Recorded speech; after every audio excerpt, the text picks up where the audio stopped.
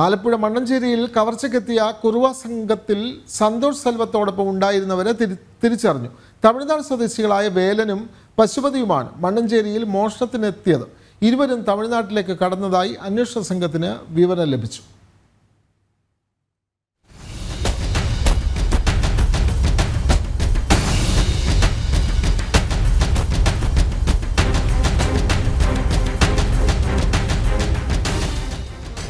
മണ്ണഞ്ചേരിയിലും നേതാജിയിലും കോമളപുരത്തും സന്തോഷ് സെൽവത്തിനൊപ്പം കവർച്ചയ്ക്കെത്തിയത് വേലനും പശുപതിയുമാണെന്നാണ് പോലീസിന് വിവരം ലഭിച്ചത്. സന്തോഷ് സെൽവം പിടിയിലായതിനു പിന്നാലെ ഇരുവരും തമിഴ്നാട്ടിലേക്ക് കടന്നുകളഞ്ഞു. പിടിയിലായ കുറുവ സംഘത്തിലെ മുഖ്യകണ്ണി സന്തോഷ് സെൽവത്തിന്റെ കൂട്ടാളികളാണ് വേലനും പശുപതിയും. തിരുട്ട് ഗ്രാമമായ കാമാക്ഷിപുരം സ്വദേശികളാണ് മൂവരും. മുമ്പ് പാലായിൽ നടന്ന കവർച്ചാ കേസുമായി ബന്ധപ്പെട്ട് വേലനെയും പശുപതിയെയും ജൂണിൽ പൊള്ളാച്ചിയിൽ നിന്നും കേരള പോലീസ് പിടികൂടിയിരുന്നു. സന്തോഷ് സെൽവത്തിനൊപ്പം ഒന്നിച്ചാണ് ജയിൽ ശിക്ഷ കഴിഞ്ഞ് ഇരുവരും പുറത്തിറങ്ങിയത്. ആലപ്പുഴ മണ്ണഞ്ചേരിയിലും കോമളപുരത്തും നേതാജിയിലും സന്തോഷ് സെൽവത്തിനൊപ്പം കവർച്ചയ്ക്ക് ഇരുവരും ഉണ്ടായിരുന്നതായാണ് വിവരം.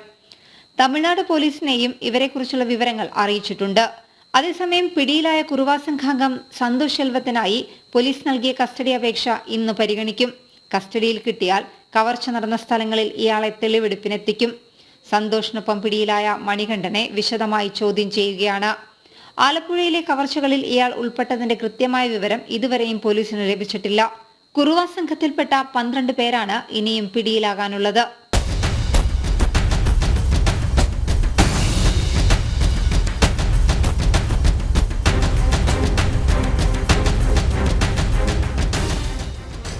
ജനം, ആലപ്പുഴ.